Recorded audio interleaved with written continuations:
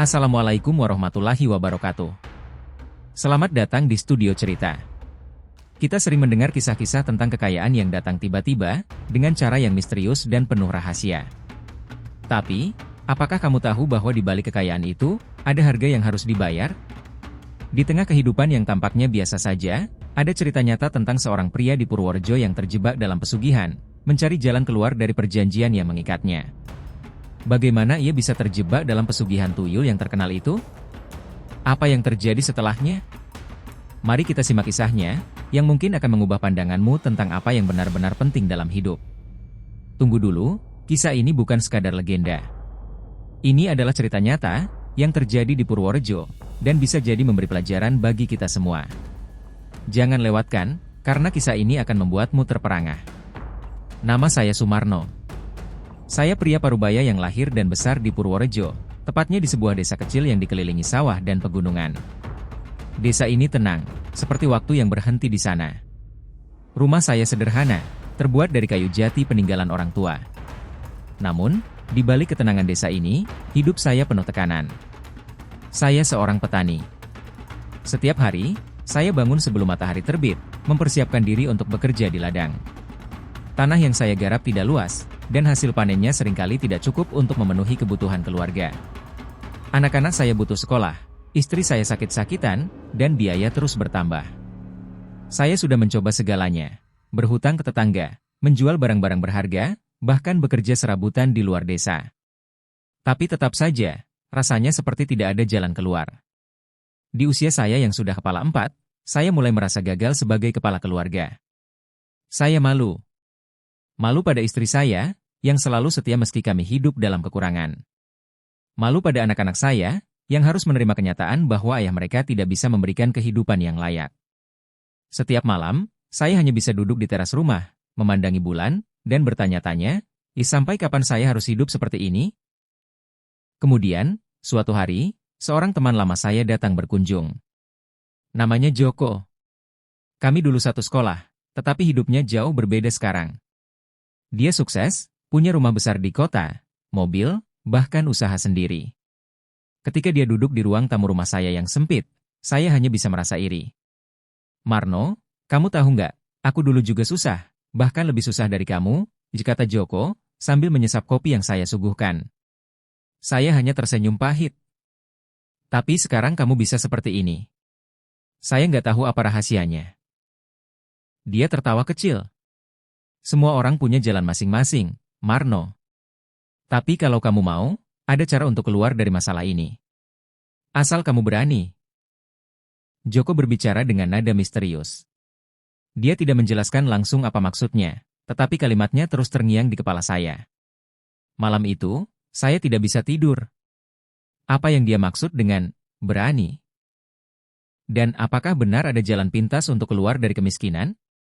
Seminggu kemudian, Joko kembali menghubungi saya. Kali ini, dia berbicara lebih terbuka. Kalau kamu benar-benar ingin mengubah hidupmu, ada seseorang yang bisa membantumu. Tapi, kamu harus siap dengan konsekuensinya. Saya ragu. Saya tidak pernah percaya pada hal-hal gaib, apalagi pesugihan. Tapi keadaan saya yang terdesak membuat saya mempertimbangkan tawarannya. Apa maksudmu, Jok? Ini bukan sesuatu yang melanggar agama, kan? Tanya saya, setengah takut. Dia tersenyum tipis. Marno, kadang kita harus keluar dari batasan logika untuk bertahan hidup. Kalau kamu tertarik, saya bisa mengenalkanmu pada seseorang. Malam itu, saya duduk lama di teras rumah, memikirkan tawaran Joko. Di satu sisi, saya takut. Tapi di sisi lain, bayangan anak-anak saya yang sering menangis karena kelaparan terus menghantui pikiran saya. Saya tahu, apapun yang Joko maksud, jalannya tidak akan mudah. Namun, mungkin ini adalah satu-satunya kesempatan saya untuk keluar dari kesulitan ini. Saya akhirnya memutuskan untuk bertemu orang yang disebut Joko. Tanpa saya sadari, langkah ini akan membawa saya ke jalan yang penuh misteri dan penyesalan. Hari itu, Joko membawa saya ke sebuah desa yang terletak lebih jauh dari desa kami, di balik bukit yang cukup terjal. Jalanan berkelok dan sepi, membuat saya merasa semakin cemas. Saya tidak tahu persis kemana kami menuju, tetapi Joko tetap tenang, seolah sudah familiar dengan perjalanan ini. Kemana kita sebenarnya? Jok, tanya saya, tidak bisa menahan rasa penasaran yang semakin membesar. Ke rumah seorang dukun, jawabnya sambil terus mengemudi. Dia orang yang bisa membantumu. Kami akhirnya sampai di sebuah rumah kecil yang tampak usang, dikelilingi oleh pepohonan rimbun. Di depan rumah, ada sesajen berupa bunga, dupa, dan makanan yang diletakkan di atas meja batu. Udara terasa berat, seolah ada sesuatu yang mengintai. Saya merasa tidak nyaman, tapi Joko meyakinkan saya bahwa tempat ini memang dikenal untuk melakukan pengobatan dan ritual tertentu. Begitu kami masuk, seorang pria tua dengan janggut putih panjang menyambut kami. Wajahnya serius, tetapi tatapannya tajam dan penuh pengertian. Dia tidak banyak bicara, hanya mengajak kami duduk. Joko menjelaskan alasan kedatangan kami. Bapak ini sedang kesulitan, Pak, kata Joko. Dia butuh cara untuk mengubah nasibnya. Dukun itu menatap saya beberapa saat, seolah mencoba membaca seluruh hidup saya dalam satu pandangan. Setelah beberapa detik yang terasa sangat lama, dia berbicara dengan suara berat, ya ada satu cara untuk mengubah nasibmu, tapi itu tidak mudah. Kamu harus berani membayar harga yang setimpal. Saya mendengarkan dengan seksama. Hati saya berdebar kencang, tetapi keputusasaan membuat saya hampir tidak bisa berpikir jernih. Cara itu bernama pesugihan tuyul. Tuyul akan membantu kamu mendapatkan kekayaan, tapi harga yang harus kamu bayar bukanlah hal sepele, kata dukun itu lagi. Pesugihan tuyul? Saya bertanya, tak percaya dengan apa yang saya dengar. Ya. Tuyul adalah makhluk gaib yang bisa mencuri kekayaan untukmu. Kamu harus menjaganya dengan baik, memberikan makan dan sesajen agar dia tetap setia. Tapi, ada perjanjian yang harus kamu sepakati. Joko menatap saya dengan serius, seolah memberi isyarat bahwa ini adalah satu-satunya cara untuk keluar dari kebuntuan. Saya merasa terjebak, namun di sisi lain, bayangan kehidupan yang lebih baik untuk keluarga saya membuat saya hampir tergoda untuk setuju. Saya siap, Pak.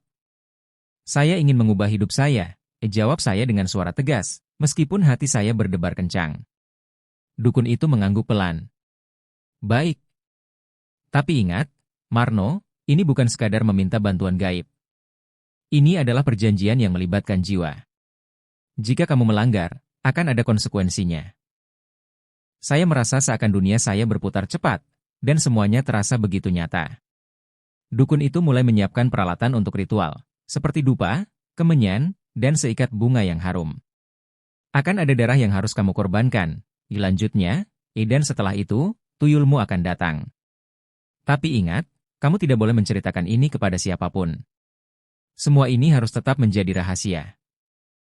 Saya mengangguk, meski perasaan was-was terus menggerogoti hati. Tapi, saya sudah berada di titik yang tak bisa mundur lagi. Dengan langkah yang lebih berat dari sebelumnya, saya menyetujui ritual itu. Proses ritual dimulai. Dukun itu mulai membacakan mantra dan membuat tanda-tanda aneh di atas tanah dengan garpu besi.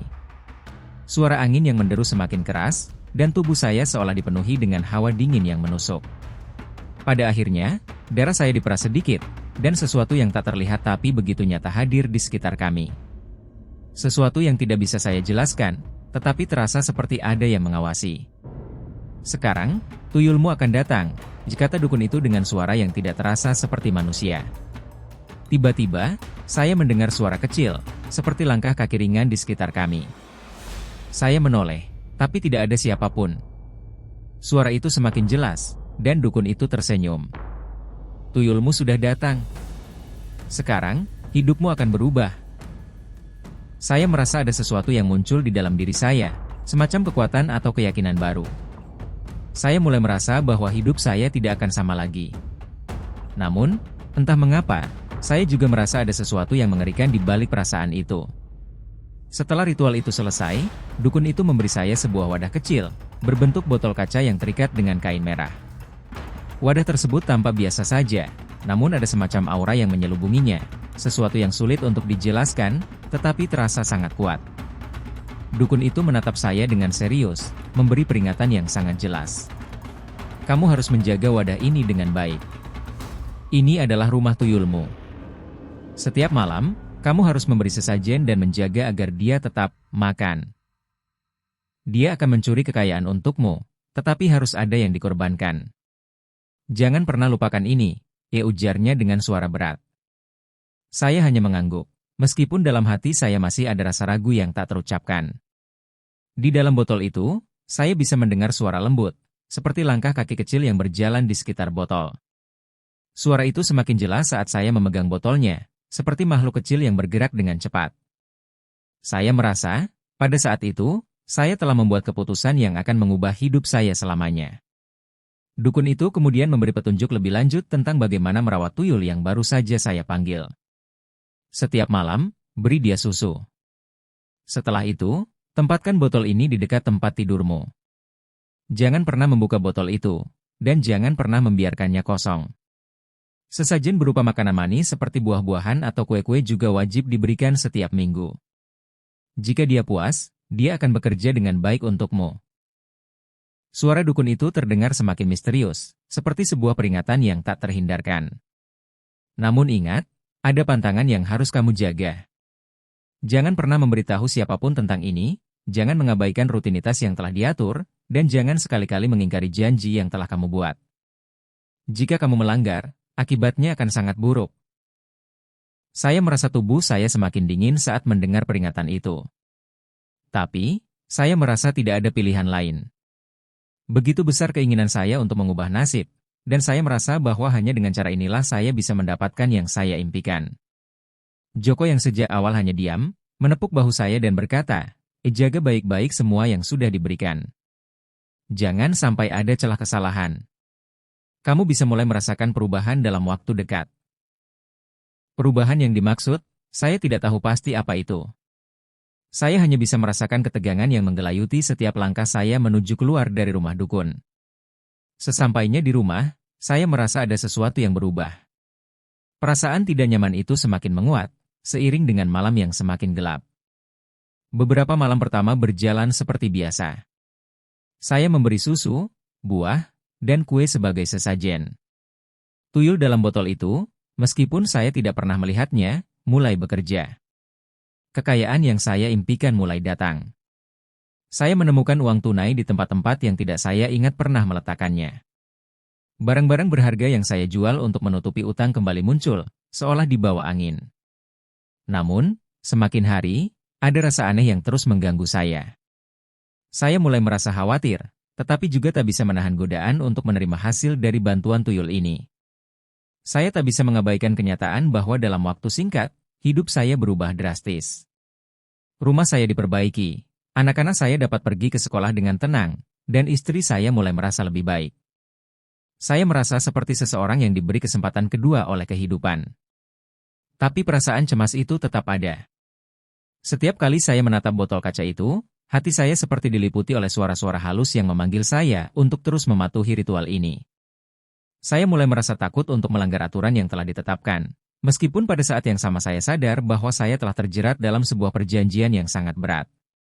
Suatu malam, saat saya sedang bersiap untuk memberi sesajen, saya melihat sesuatu yang membuat jantung saya berdegup kencang. Botol kaca itu tiba-tiba bergerak sendiri, dan seakan-akan ada sesuatu yang mengetuk dari dalam botol. Saya hampir tidak bisa mengatasinya, tetapi saya tahu bahwa ini adalah bagian dari perjanjian yang sudah saya buat. Seiring berjalannya waktu, saya mulai merasa ada yang tidak beres. Saya tidak bisa menjelaskan perasaan itu, tetapi entah mengapa setiap kali saya merasa lebih kaya dan hidup saya semakin berubah, ada rasa kosong yang menggerogoti. Seakan-akan, setiap kekayaan yang datang menuntut sesuatu yang lebih dari saya. Saya mulai takut jika ada harga yang harus dibayar yang jauh lebih besar dari yang saya bayangkan. Namun, saya sudah terlalu jauh. Saya terjebak dalam perjanjian itu, dan saya tahu, suatu saat nanti, saya harus menghadapi konsekuensinya. Hidup saya mulai berubah secara drastis setelah saya mematuhi setiap langkah dalam ritual tersebut. Dalam waktu singkat, rumah saya diperbaiki, ladang saya mulai menghasilkan panen yang melimpah, dan semua utang yang saya punya lunas dalam sekejap mata. Saya merasa seperti orang baru, seseorang yang hidup dalam kenyamanan yang selama ini saya impikan. Semua orang di sekitar saya mulai heran dengan perubahan ini.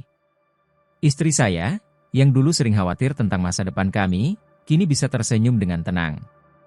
Anak-anak saya tidak lagi mengeluh tentang kekurangan yang mereka alami, dan bahkan mulai merasa bangga dengan apa yang saya capai. Namun, ada sisi lain dari perubahan ini yang mulai mengganggu saya. saya mulai merasa semakin terisolasi. Kekayaan yang datang begitu cepat membuat saya merasa cemas, tetapi saya tidak bisa berhenti menikmatinya. Meskipun hidup kami semakin sejahtera, perasaan kosong itu semakin menghantui. Setiap malam, saya merasa seperti ada yang mengawasi, seperti ada yang menginginkan sesuatu dari saya, sesuatu yang tak pernah saya sebutkan pada siapapun. Saya sering terbangun di tengah malam, merasa seperti ada yang berjalan di sekitar rumah. Kadang-kadang, saya mendengar suara kecil yang memanggil nama saya dari dalam botol kaca itu. Suara itu tidak bisa saya abaikan, dan setiap kali saya menatap botol, rasanya seperti ada sesuatu yang memaksa saya untuk terus mengikuti perintahnya. Saya semakin sering berkunjung ke rumah dukun untuk meminta nasihat. Dukun itu hanya memberikan satu pesan yang selalu sama, jaga perjanjianmu, Marno. Jangan lupakan pantangannya. Jika kamu melanggar, kamu akan membayar harga yang sangat mahal. Saya tak bisa berhenti berpikir tentang kata-kata itu. Semakin lama, semakin jelas bahwa kekayaan ini tidak datang tanpa harga. Ketika saya berjalan di pasar dan membeli barang-barang mahal, saya merasa ada pandangan aneh yang menyertai setiap langkah saya. Beberapa orang mulai berbicara di belakang saya, menyebutkan bahwa saya mendapatkan keberuntungan yang terlalu cepat untuk sebuah kehidupan yang normal. Namun, apa yang benar-benar mengganggu saya adalah perubahan dalam diri saya. Saya merasa semakin sulit tidur, seringkali terbangun dengan keringat dingin. Saya merasa terasingkan dari dunia sekitar saya, seakan-akan saya sudah tidak lagi hidup di dunia yang sama dengan orang-orang biasa. Saya melihat diri saya semakin tenggelam dalam kecemasan dan ketakutan yang terus-menerus menggerogoti pikiran saya. Satu malam, ketika saya sedang duduk di ruang tamu, saya merasa ada sesuatu yang bergerak di sudut ruangan. Saya menoleh, tetapi tidak ada siapapun di sana. Hanya ada bayangan kecil yang berkelebat, begitu cepat sehingga saya hampir tidak bisa menangkapnya. Rasa takut itu langsung muncul. Saya teringat akan peringatan dukun, bahwa setiap kali kekayaan datang, ada sesuatu yang harus dikorbankan. Saya mulai berpikir, apakah saya sudah membayar harga yang sangat mahal tanpa saya sadari? Setiap kali saya berusaha untuk mundur atau berpikir untuk berhenti memberikan sesajen, saya merasa ada tangan tak terlihat yang mendorong saya untuk terus melakukannya. Saya merasa terjerat dalam sebuah siklus yang semakin tidak bisa saya kendalikan. Keinginan untuk keluar dari perjanjian itu seolah menjadi semakin jauh, sementara kekayaan dan kenyamanan yang saya rasakan semakin meningkat. Namun, kehidupan saya semakin hampa. Bahkan dengan semua harta yang saya miliki, saya tidak bisa merasakan kebahagiaan sejati. Setiap senyum dari anak-anak dan istri saya terasa kosong, dan saya merasa seperti tidak ada yang tulus. Sesuatu dalam diri saya mulai merasa terputus dari realitas. Saya tahu saya harus segera membuat keputusan. Semakin lama saya menunda, semakin saya merasa tenggelam dalam kegelapan yang semakin dalam. Saya ingin bebas dari ikatan ini, tetapi saya juga takut pada apa yang mungkin terjadi jika saya melanggar perjanjian. Suatu malam, ketika saya sedang duduk di meja, botol kaca itu tiba-tiba terjatuh tanpa ada sebab yang jelas. Saya memungutnya, dan saat saya menyentuhnya, terasa sangat dingin, lebih dingin dari biasanya. Ketika saya melihat ke dalamnya, seolah ada sesuatu yang bergerak dengan cepat, dan suara itu, suara langkah kaki kecil, terdengar jelas di telinga saya. Saya merasa seakan-akan ada yang menginginkan sesuatu, lebih dari sekadar sesajen. Hari-hari berikutnya penuh dengan ketegangan. Saya mulai berpikir apakah saya akan mampu menanggung konsekuensi dari perjanjian yang telah saya buat, atau apakah saya akan selamanya terperangkap dalam siklus kekayaan yang tanpa akhir ini. Namun, saya juga mulai sadar bahwa ada harga yang sangat besar yang harus saya bayar. Seiring berjalannya waktu, saya merasa semakin dekat dengan keputusan yang sulit, dan saya tahu, apapun yang saya pilih, hidup saya tidak akan pernah sama lagi. Semakin lama saya terjebak dalam perjanjian ini, semakin saya merasa hidup saya berada di ambang kehancuran. Kekayaan yang saya peroleh seolah tidak pernah cukup, dan setiap kali saya merasa sedikit lega, ketakutan itu kembali muncul. Suara-suara dari botol kaca itu semakin intens, semakin sering saya mendengarnya di tengah malam, memanggil nama saya, mengingatkan saya untuk tidak melupakan sesajen dan ritual. Saya tidak bisa lagi menutup mata atas kenyataan yang ada. Keanehan-keanehan itu semakin sering terjadi. Kadang saya mendengar suara kaki kecil berjalan di sekitar rumah, meskipun tidak ada siapapun. Pada malam-malam tertentu, saya melihat bayangan kecil bergerak cepat di sudut mata saya. Di luar, angin berhembus kencang, meskipun tak ada tanda-tanda badai. Sesuatu di dalam diri saya merasa semakin terasing, terpisah dari dunia yang saya kenal sebelumnya. Hidup saya kini seperti berada di ujung jurang. Di satu sisi ada kekayaan dan kenyamanan yang saya raih, namun di sisi lain ada ketakutan yang terus menggerogoti jiwa saya. Saya merasa semakin terjebak dalam perjanjian ini, seolah-olah ada kekuatan besar yang mengendalikan hidup saya. Saya tidak tahu lagi bagaimana cara untuk keluar. Suatu malam, saat saya tengah memberi sesajen, tiba-tiba saya melihat sesuatu yang sangat mengejutkan. Botol kaca itu bergetar hebat, dan seakan-akan ada kekuatan gaib yang menariknya dari tangan saya. Dalam kekosongan yang menakutkan itu, saya merasakan hawa dingin yang menusuk hingga tulang, dan suara langkah kecil itu kini terdengar begitu jelas, begitu mendalam. Saya tahu, saat itu, saya tidak bisa lagi mengabaikan kenyataan bahwa saya telah terperangkap dalam perjanjian yang lebih besar dari yang saya bayangkan. Tiba-tiba, saya merasakan tangan yang sejuk menyentuh pundak saya. Saya berbalik, namun tak ada siapapun di belakang saya. Saya berdiri terhuyung, bingung, dan panik. Dalam kebingungannya, saya mulai mendengar suara halus yang menggema di telinga saya, suara tuyul yang memanggil saya untuk terus mematuhi ritual dan sesajen yang harus saya berikan. Namun, kali ini, saya tidak bisa lagi menoleransi ketakutan yang semakin besar. Saya merasa hidup saya semakin tidak terkendali. Saya mulai merasakan bahwa saya telah kehilangan diri saya sendiri dalam perjalanan ini. Kekayaan yang datang seolah membayar harga yang jauh lebih mahal. Jiwa saya mulai terpecah, hati saya terperangkap dalam pusaran ketakutan dan keinginan yang tidak bisa saya kontrol. Saya mulai mencari cara untuk menghentikan semuanya, untuk mengakhiri perjanjian yang mengikat saya.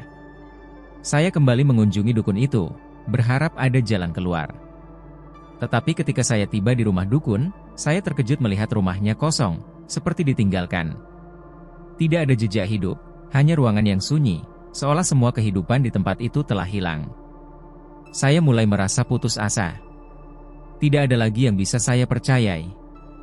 Hati saya semakin diliputi oleh keraguan dan ketakutan. Saya tahu saya harus mengambil keputusan yang berani. Tetapi entah bagaimana saya merasa seolah tak ada jalan keluar yang aman. Setiap langkah saya terasa seperti berjalan di atas tepi jurang yang siap menelan saya kapan saja. Pada malam yang sama, saat saya pulang, saya melihat botol kaca itu di atas meja, bergetar hebat seolah menunggu saya untuk memberi sesajen. Saya menyadari, untuk pertama kalinya, bahwa saya telah begitu jauh terperangkap dalam jaring-jaring tak terlihat ini. Jika saya tidak segera bertindak, saya tahu harga yang harus saya bayar akan jauh lebih besar daripada yang saya bayangkan. Keputusan yang harus saya buat malam itu akan menentukan segalanya. Saya harus memilih, apakah saya akan terus hidup dalam ketakutan, mematuhi perjanjian ini tanpa tahu akhirnya, ataukah saya akan berani menghadapi konsekuensi dari pelanggaran ini dan mencoba membebaskan diri saya? Saya tahu pilihan itu bukanlah pilihan yang mudah. Tetapi satu hal yang saya sadari, saya harus kembali menemukan jati diri saya, tidak peduli seberapa besar harga yang harus saya bayar. Malam itu, saya berdiri di depan botol kaca yang bergetar hebat, dengan suara langkah kaki kecil yang semakin keras di telinga saya. Suara itu semakin menguasai pikiran saya, membuat saya hampir tak mampu berpikir jernih. Tetapi saya tahu, saya harus membuat keputusan. Satu keputusan yang akan menentukan apakah saya akan tetap hidup dalam ketakutan ini, atau akhirnya bebas dari perjanjian yang telah menghantui hidup saya. Saya tahu bahwa melanggar perjanjian ini akan membawa konsekuensi yang sangat besar. Dukun itu telah memberi peringatan yang jelas, dan saya merasakannya dalam setiap ketukan suara di telinga saya. Namun, ada sesuatu dalam diri saya yang berkata, sudah cukup. Saya tidak bisa hidup seperti ini lagi. Hidup saya, meskipun dilimpahi dengan kekayaan, terasa hampa dan penuh dengan ketakutan yang terus membayangi. Saya memutuskan untuk mengambil langkah berani. Dengan tangan yang gemetar, saya membuka botol kaca itu. Begitu botol itu terbuka, suasana di sekeliling saya berubah drastis. Suara itu, yang sebelumnya hanya bisa saya dengar dengan samar, kini semakin jelas, seperti ada sesuatu yang keluar dari dalam botol. Saya merasa seolah-olah ada kekuatan besar yang mencoba menguasai saya, menarik saya kembali ke dalam perjanjian yang telah saya buat. Tapi saya tidak bisa mundur lagi. Saya mengucapkan kata-kata yang sudah saya persiapkan sejak lama, kata-kata yang saya harapkan bisa memutuskan ikatan saya dengan kekuatan gaib ini. Aku tidak ingin lagi hidup dalam ketakutan. Aku mengakhiri perjanjian ini. Tidak ada lagi sesajen, tidak ada lagi peraturan yang mengikatku. Sesaat setelah saya mengucapkan kata-kata itu, angin di sekitar saya berhembus kencang, seperti sebuah peringatan. Suara itu, yang sebelumnya begitu keras dan mendalam, kini meredup, semakin jauh, seperti menghilang. Saya bisa merasakan kekuatan itu mulai melemah. Namun, ada sesuatu yang masih tersisa, sesuatu yang gelap, yang menunggu untuk menuntut balas. Tiba-tiba, saya terjatuh ke lantai. Kepala saya terasa berputar, dan saya merasakan rasa sakit yang sangat hebat. Dalam kepalaku, bayangan-bayangan gelap mulai muncul, bayangan dari perjanjian yang telah saya langgar. Saya tahu, ini adalah harga yang harus saya bayar. Sakit yang saya rasakan bukanlah fisik semata, melainkan sebuah beban jiwa yang teramat berat. Saya tahu saya harus menanggungnya. Namun, meskipun tubuh saya terasa lemah, ada rasa lega yang mulai mengalir dalam diri saya. Saya tahu bahwa saya telah membuat keputusan yang benar, meskipun harga yang harus dibayar tidak mudah. Perasaan itu, perasaan terlepas dari ikatan yang membelenggu, adalah rasa kebebasan yang sejati. Saya mulai merasa bahwa saya kembali menjadi diri saya sendiri, meskipun rasa sakit yang menggerogoti tubuh dan jiwa saya semakin intens. Beberapa hari setelah itu, saya mulai merasakan dampak dari keputusan saya. Kekayaan yang datang begitu cepat perlahan mulai menghilang. Saya tidak lagi menemukan uang di tempat yang tidak saya ingat, dan barang-barang yang dulu tiba-tiba muncul kembali menghilang. Namun, meskipun saya kehilangan semua itu, saya merasakan kedamaian yang baru, kedamaian yang saya impikan sejak lama. Tapi, saya juga sadar, konsekuensi ini bukanlah sesuatu yang bisa saya hindari sepenuhnya. Saya tahu ada harga yang harus saya bayar, dan meskipun hidup saya mungkin akan kembali ke titik awal, saya akhirnya bisa hidup dengan damai, tanpa ketakutan yang selalu membayangi saya. Pada akhirnya, saya belajar satu hal. Kekayaan yang datang dengan cara yang tidak benar akan selalu menuntut sesuatu yang lebih besar dari kita. Mungkin, bagi sebagian orang, itu adalah jalan yang menggoda. Tapi saya tahu, kebebasan sejati tidak datang dengan harga yang harus dibayar dengan jiwa dan ketakutan. Setelah segala yang saya alami, saya kini lebih mengerti makna sejati dari hidup. Kekayaan yang saya dapatkan dengan cara yang tidak benar memang memberi kenyamanan sementara, tetapi itu juga membawa penderitaan yang jauh lebih dalam. Ketakutan, kecemasan, dan perasaan terperangkap dalam sesuatu yang tidak bisa saya kontrol, itu adalah harga yang saya bayar. Hari-hari setelah saya membebaskan diri dari perjanjian itu, hidup saya tidak lagi sama. Saya kembali ke kehidupan yang sederhana, namun lebih tenang. Saya mulai bekerja keras seperti dulu, berjuang dengan tangan saya sendiri, tanpa mengandalkan cara-cara instan yang hanya menjanjikan kesenangan sesaat. Tentu, kehilangan harta yang dulu saya miliki cukup berat, tetapi saya merasa seperti orang yang baru lahir, dengan semangat dan harapan baru. Saya sering merenung, memikirkan keputusan yang telah saya buat, dan kadang bertanya-tanya apakah ada cara yang lebih mudah untuk keluar dari jaring pesugihan itu tanpa harus merasakan penderitaan seperti yang saya alami. Namun, saya sadar, setiap pilihan memiliki konsekuensinya sendiri. Saya tidak bisa lari dari kenyataan bahwa jalan yang saya pilih adalah hasil dari keputusan saya sendiri. Kehidupan setelah pesugihan bukanlah kehidupan yang sempurna. Masih ada tantangan, masih ada perjuangan, tetapi saya merasakannya dengan cara yang berbeda sekarang. Saya belajar untuk menghargai setiap detik hidup yang saya jalani tanpa ketakutan yang terus menggerogoti saya. Saya tahu bahwa kebahagiaan sejati tidak datang dari kekayaan yang diperoleh dengan cara yang salah, tetapi dari kedamaian yang ada dalam hati. Saya juga belajar untuk lebih berhati-hati dengan apa yang saya inginkan. Keinginan bisa menjadi sangat kuat, bahkan bisa mengarahkan kita pada jalan yang keliru jika tidak kita kendalikan dengan bijak. Pesugihan yang saya jalani mengajarkan saya untuk lebih memahami batas-batas yang harus dijaga dalam hidup. Ada banyak cara untuk mencapai tujuan, tetapi tidak semuanya membawa kita pada kebahagiaan yang sejati. Saya berharap cerita saya ini bisa menjadi pelajaran bagi siapa saja yang mendengarnya. Jangan biarkan keinginan untuk memperoleh kekayaan atau kemewahan mengaburkan pandangan kita akan kebenaran. Jangan sampai kita terjebak dalam godaan yang membawa kita pada jalan yang gelap dan penuh penyesalan. Dalam setiap keputusan yang kita buat, kita harus mempertimbangkan konsekuensinya dengan bijak. Akhirnya, hidup saya kini kembali ke jalur yang lebih baik. Saya tidak lagi merasa terperangkap, tidak lagi takut pada bayangan yang terus menghantui. Saya tahu bahwa perjalanan hidup ini tidak mudah, tetapi saya siap untuk menghadapinya dengan kepala tegak, tanpa rasa takut dan tanpa beban yang mengikat hati saya.